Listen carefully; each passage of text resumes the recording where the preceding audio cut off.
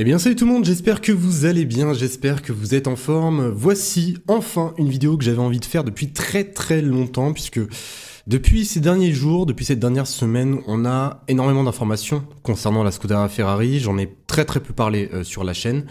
Et en fait, Ferrari, à l'image de Mercedes, à l'image d'Aston Martin, ce sont en ce moment même des écuries qui sont en train de faire de réels changements. Et il faut bien sûr que je vous en parle. Alors, l'objectif de cette vidéo est extrêmement simple. Si vous voulez tout savoir des différents changements chez Ferrari, et surtout des nouveautés apportées, que ce soit au niveau de la monoplace, que ce soit au niveau des effectifs, que ce soit au niveau des pilotes, eh bien, je vous conseille de regarder cette vidéo. Sur ce, on est parti pour cette nouvelle vidéo. N'oubliez pas le petit like, le petit abonnement, vous connaissez déjà la chanson, et on est parti.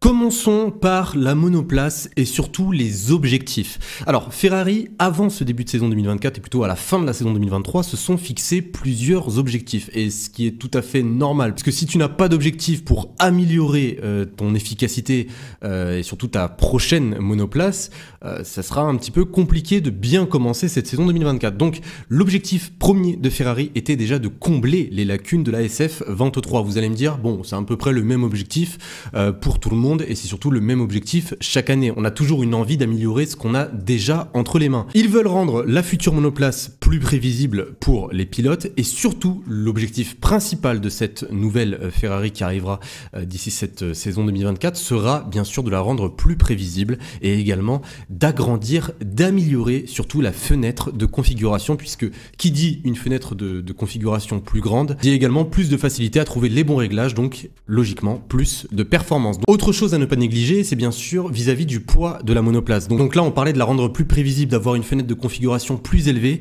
Il va falloir également la rendre plus légère. Et s'il y a bien quelque chose que Ferrari ont appris de la concurrence, notamment Red Bull, c'est qu'une voiture plus légère sera toujours bénéfique. D'après certaines informations, la Ferrari pèserait aux alentours de 798 kg. Je rappelle que la SF23, en comparaison, peut peser 6 kg de plus, donc aux alentours des 804 kg. La perte de poids de cette Ferrari provient logiquement de la carrosserie. Voilà, quand tu as envie d'enlever du poids, tu peux essayer d'en enlever un petit peu sur la carrosserie, un petit peu sur le châssis, même au niveau des batteries, au niveau de la transmission, tu peux essayer d'enlever certains éléments, mais bon, il faut la rendre quand même assez lourde, hein, puisqu'il y a quand même un poids minimum à respecter. En tout cas, le poids de la monoplace a été revu.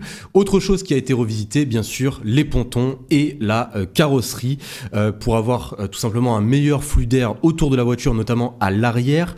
D'ailleurs, les pontons devraient être à peu près dans la même philosophie que les pontons de la Red Bull.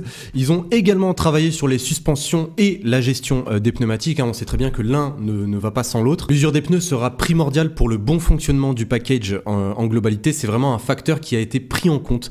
Voilà, donc si la monoplace de 2024 use énormément ses pneumatiques dès le début de saison, je pense que ça serait un petit peu considéré comme une défaite du côté de Ferrari, puisqu'ils ont déployé énormément de moyens au niveau des bras des suspensions. Donc j'espère véritablement pour eux que cela va fonctionner. Et également, on parle de moyens. Ferrari, là où ils ont le plus travaillé, je pense, c'est sur l'avant de la monoplace. Ils ont investi énormément de ressources sur l'aileron avant notamment. Qu'est-ce qu'on pourrait trouver de nouveau sur l'avant de cette monoplace? Déjà un aileron avant qui ressemblerait un petit peu plus à celui de la Red Bull, un museau ou un nez totalement revisité, hein, voilà, ou même par exemple des nouveaux triangles de suspension pour améliorer encore une fois la gestion bien exactement de l'aérodynamique au niveau de l'avant de la monoplace. Et pour finir, ils nous ont révélé également que le moteur était plutôt bien né. Bon, là il y a encore le gel des moteurs, hein, le moteur Ferrari n'a pas forcément déçu la saison dernière, mais d'après les derniers tests et surtout les dernières simulations, ils sont plutôt heureux des performances moteurs jusqu'à présent. C'est pas exceptionnel, mais c'est plutôt bon pour cette saison 2024. Maintenant les amis, parlons des pilotes et de l'effectif. Déjà commençons par l'effectif, puisqu'il y a quand même énormément de changements, hein. Frédéric Vasseur, il n'a pas fait les choses à moitié, il a vraiment fait le ménage chez Ferrari, et même c'est ce qu'on lui demandait, hein. Donc commençons par les effectifs. Déjà ce qu'il faut savoir, c'est que Ferrari ont engagé pas mal de nouveaux ingénieurs, environ 70-80, j'ai pas le chiffre exact. Pourquoi est-ce que vous allez me dire pourquoi est-ce qu'ils ont engagé de nouveaux ingénieurs? Alors leurs ingénieurs ils sont où en fait? Eh bien, il y en a beaucoup qui sont partis. Pour être totalement honnête avec vous, il y en a beaucoup qui sont partis. Et même, il y a eu plus d'ingénieurs qui ont été engagés que d'ingénieurs qui sont partis. Donc, c'est vraiment dans le but, en fait, de renforcer l'équipe. Autre chose à savoir, et toujours vis-à-vis des ingénieurs, il y a eu beaucoup d'ingénieurs qui étaient auparavant chez Red Bull, qui ont signé avec Ferrari. Donc ça, c'est une très très bonne chose. Au niveau des gros noms, eh bien, Diego Iverno sera toujours le directeur sportif de la Ferrari. On a le retour de Rory Byrne, voilà, qui fait son retour en tant que consultant. Pour le retour de Rory Byrne, j'en suis très très content puisqu'il a énormément d'expérience et je pense qu'il va rapporter que du positif pour la Scuderia Ferrari. On a également Inaki Rueda, voilà, qui a quitté l'écurie. Bon, ça, on le savait déjà. Et même le retour de Simon Resta, qui est revenu, mais il ne sera pas en relation directe avec le département Formule 1. Voilà, mais il est de retour, en tout cas, chez Ferrari. Passons aux pilotes. Alors, pour la situation de Charles Leclerc, on le sait déjà, et ça, je vous l'ai déjà dit maintes et maintes fois au fur et à mesure des dernières semaines. Ferrari vont développer cette monoplace autour de Charles Leclerc. Charles Leclerc est désormais la pièce maîtresse dans le développement des futurs Ferrari. Ferrari veulent construire autour de Charles Leclerc et comme je vous l'avais dit il y a quelques semaines de cela, pour moi, c'est la meilleure décision possible. Pourquoi est-ce que c'est la meilleure décision possible? Puisque aujourd'hui, dans cette génération en Formule 1, on l'a déjà vu et on le voit encore une fois, à chaque fois qu'une écurie a gagné, c'est quand ils ont tout misé sur un pilote, quand ils ont développé une monoplace autour d'un pilote. On le voit aujourd'hui avec Max Verstappen, Red Bull, on l'a vu auparavant avec Lewis Hamilton, Mercedes. Je ne vois pas pourquoi cela devrait être différent pour Charles Leclerc et Ferrari. Donc moi, je suis totalement pour. Maintenant, au niveau contractuel, on est sur un contrat pluriannuel pour Charles Leclerc. Bien sûr, ils veulent le signer jusqu'en 2028 avec un salaire, mais qui est juste énorme hein, pour un pilote qui n'est toujours pas champion du monde, juste pour vous dire la confiance qu'accorde Ferrari à Charles Leclerc.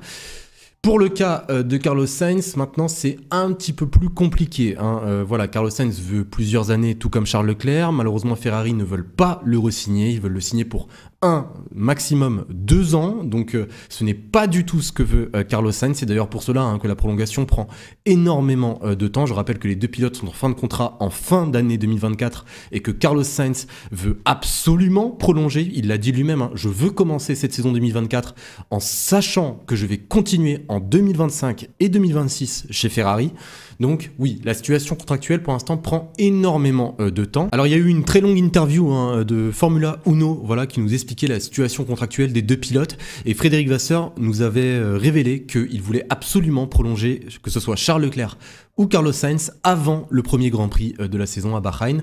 Donc on verra ce qui va se passer. En tout cas, j'espère que pour Carlos Sainz, il réussira à trouver une solution. Je l'ai toujours dit, encore une fois, à l'image de Charles Leclerc, pour moi, Carlos Sainz, il fait pas du mauvais travail. Je pense que Carlos Sainz pourrait rester chez Ferrari. Et d'ailleurs, dans cette fameuse interview, c'était sur un live Twitch, on nous avait annoncé que les pistes qu'envisageait Ferrari pour remplacer Carlos Sainz à l'avenir n'étaient pas du tout celles qu'on envisageait. Donc on a eu plusieurs noms qui ont commencé à sortir. Il y a eu notamment un journaliste qui nous a parlé de Pierre Gasly, voilà, comme un potentiel pilote pour venir remplacer Carlos Sainz. Alors moi, je sais pas ce que vous en pensez, mais en tout cas, voilà, il y a eu plusieurs noms, Pierre Gasly, Alexander Albon. Ce n'est pas le sujet de cette vidéo, mais je pense que vous avez compris. Donc voilà, concernant la situation des deux pilotes, les deux pilotes sont extrêmement heureux aujourd'hui chez Ferrari. Ça, c'est pas le problème, mais en tout cas, au niveau des contrats, il va falloir régler au plus vite cette situation. Maintenant, on va passer à la troisième partie, à mon avis. Juste avant qu'on commence, regardons juste ensemble un sondage que je vous ai fait hier. Alors j'ai un petit peu pré-shot le truc, je vous ai fait un petit sondage et je vous ai demandé tout simplement si vous étiez à la place de Frédéric Vasseur, quelle serait votre principale préoccupation pour cette saison 2024? Il y avait 3 solutions. La première, la prolongation de Charles Leclerc et de Carlos Sainz. La deuxième, la voiture de 2024 et la troisième proposition, les changements d'effectifs.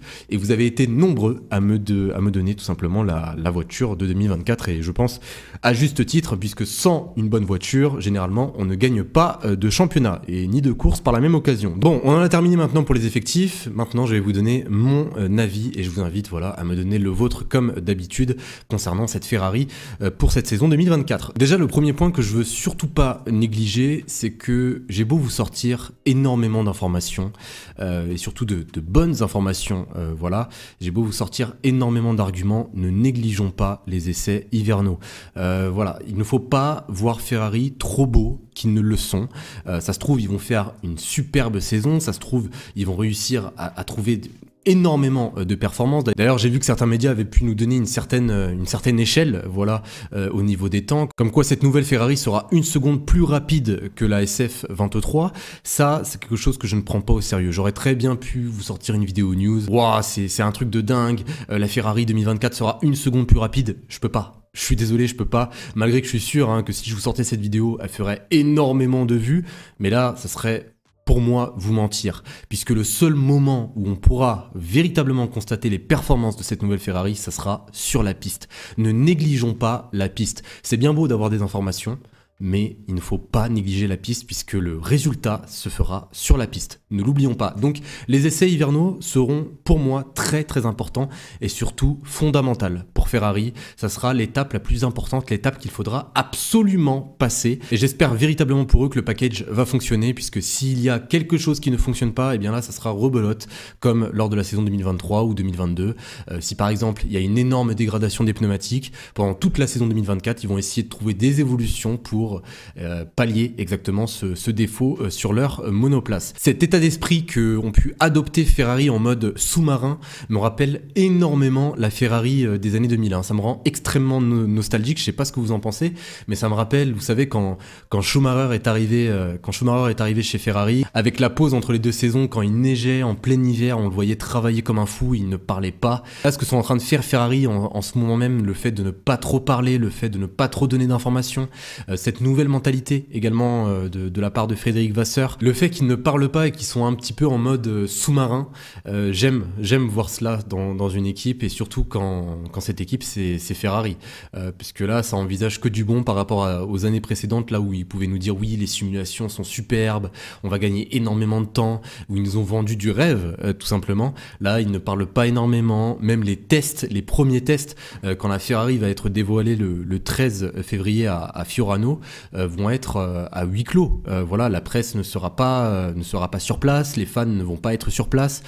C'est véritablement des tests qui vont être faits à huis clos. Voilà, on aura quelques images bien sûr, mais ça c'est déjà une très bonne chose. Donc j'en ai terminé pour mon avis et pour cette vidéo. J'espère véritablement qu'elle vous aura plu, j'espère que vous avez appris plus de choses sur la Ferrari de 2024. Bien sûr, s'il y a d'autres informations à l'avenir, je vous tiendrai au courant. Là c'est à peu près tout ce que l'on sait jusqu'à présent, donc je pense que si vous êtes fan de Ferrari, ça a dû vous faire plaisir. Si vous n'êtes pas fan de Ferrari, au moins maintenant vous savez ce que sont en train de faire les concurrents.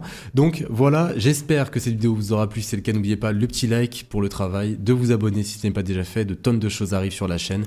On va avoir un mois de février plutôt chargé pour tout vous dire. Et sur ce, eh bien, je vous souhaite une excellente journée, une excellente soirée, prenez soin de vous et je vous dis à très vite. Salut.